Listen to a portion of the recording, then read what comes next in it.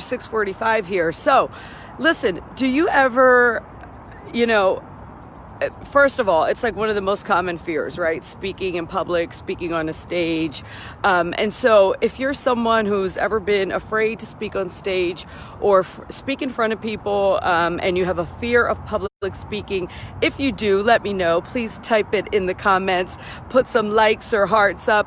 I don't believe I can see any of that while I'm on the phone, but that's okay. I'll feel it. I'll feel it energetically. So here's the thing about public speaking that I've learned, and I'm going to share with you as I've been doing a lot of speaking this weekend. I had our clients at our mastermind, one of their what we call a stretch. They've been on a stretch like the last 6 months of the program. And one of the things that they had to do this weekend was to do a 20-minute presentation. And they're all different types of coaches and different types of entrepreneurs. And guess what? They were all afraid to speak in public, right? So if you're someone who's afraid to speak in public and you've got all these stories about why you're not a good speaker or why you have stage fright, I'm going to share something with you that has changed the way that I think about speaking.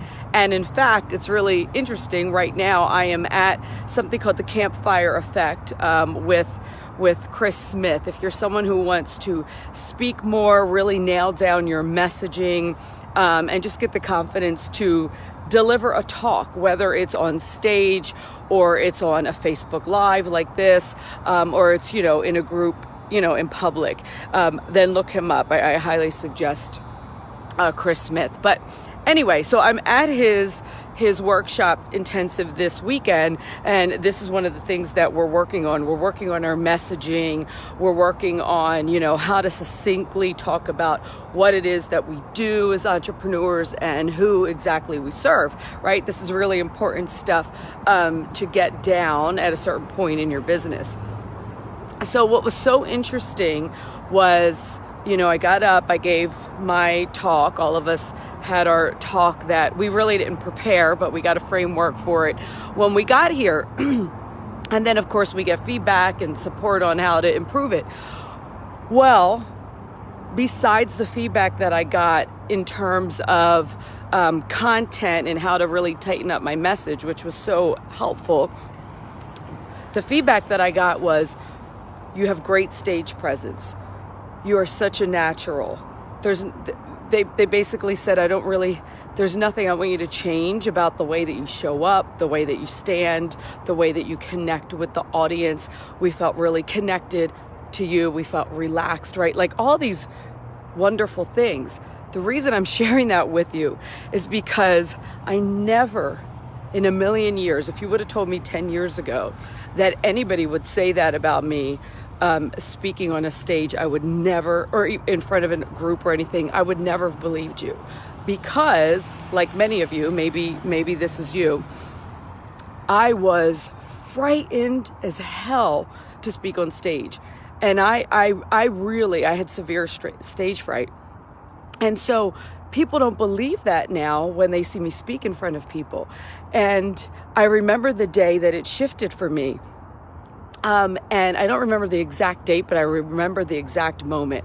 And what I'm going to share with you is going to help you to be more confident about speaking in public. So I was part of a community when I owned my fitness center, under my then coach, Sean Greeley, and he had a company called NPE. It was for fitness entrepreneurs. And as a client of his, I was having great success. And so he asked me to do a presentation at his huge event. It's like a mega event. And there were thousands of people there. And he asked me this about 2 weeks prior to the event. And first of all, I was, excited and honored. And I was like, okay, how do I tell him no?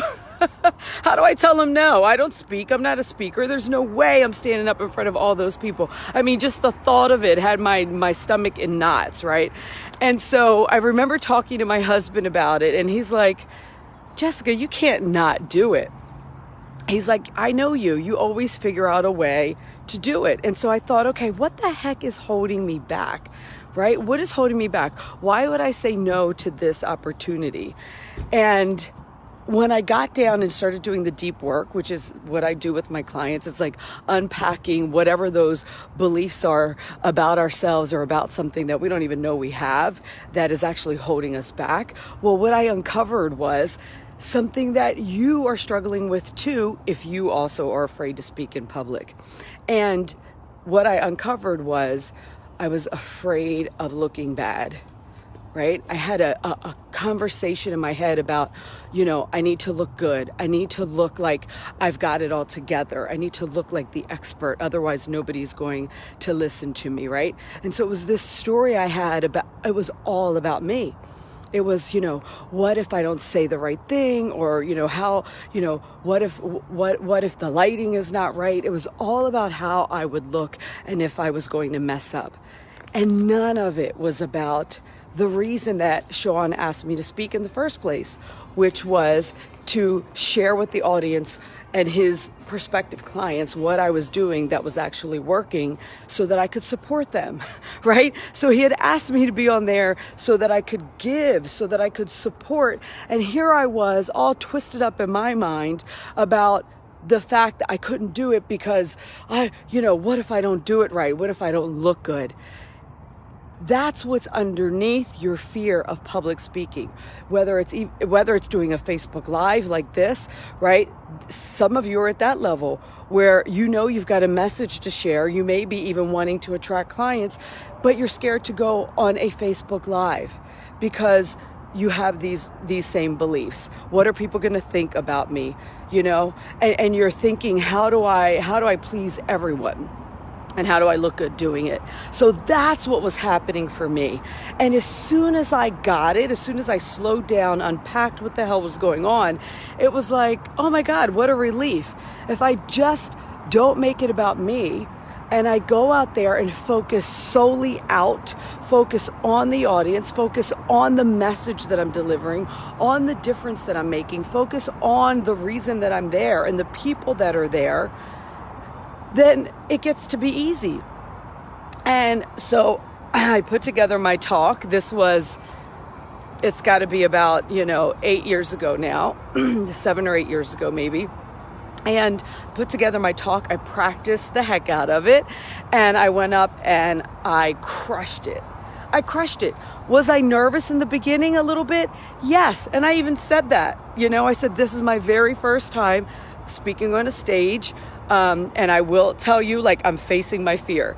And you know what? That broke the ice and I just went right into it. And it was amazing. And so this weekend, I saw that happen for 10 other people, right, in our group. I saw them get up and speak, almost all of them the very first time. And I saw them in the moments, crushing their fear. And the feedback afterwards was, oh my God, it wasn't as bad as I thought it was, right? So I want to share with you a quote that I had on the board for them. And I'm sorry I don't have the person whose quote this is. But the quote goes something like this. My authentic self, you want to write this down. My authentic self is who I am when I stop trying to control your perception of me. My authentic self is who I am when I stop trying to control your perception of me. And that's the way I live my life now. I don't try to control anybody's perception of me. I just go out and be who I am. And that has served me tremendously. And the people that I'm around that are doing things in their life that they want to do, they're making the difference they want to make. They're doing the work that they want to make. They're having joy. They're having abundance. All of these things. Doesn't mean they have a perfect life, but what they're doing is what they're meant to do and they're called to do. Guess what? That takes courage, and it takes being your authentic self. So authenticity, being authentic, being who you really are, not who people want you to be or what you think looks good. That comes from you stopping trying to control how others perceive you. So make sure you write down that quote and use it.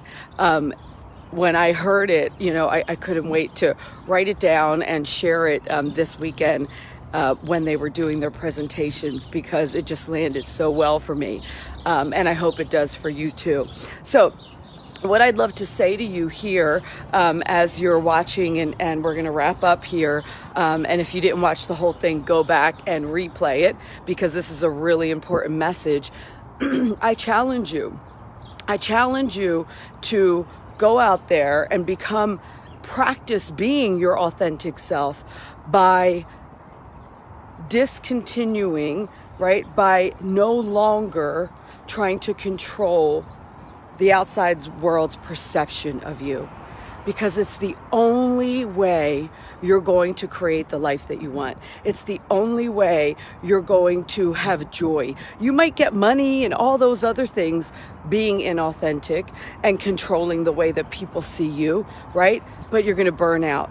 You're going to get exhausted. You're going to feel depressed. You're going to end up angry, right? Like all of those emotions that are bubbling up that don't feel good, and they've been coming up, that's an indication that something is broken, right? That's an indication that you're not operating from your real authentic self. So something is broken in that area, and you get to look at it and you get to shift it, right? That's what we were talking about all weekend in our mastermind. And that's what everybody was standing up and saying, wow, what I've seen so far, Jessica, that's been so amazing, 7 months into this program, and they're graduating in 2 months, is I'm able to shift negative thoughts, negative emotions. I'm able to shift like almost instantly now.